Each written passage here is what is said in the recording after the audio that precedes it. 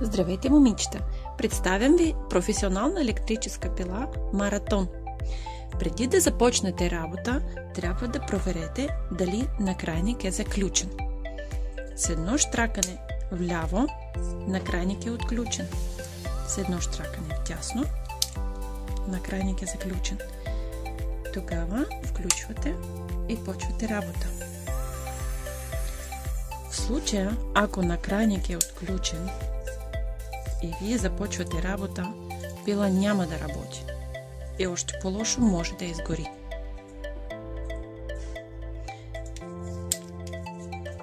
Пила има копче за включване. Тук има копче за превключване в различни посоки.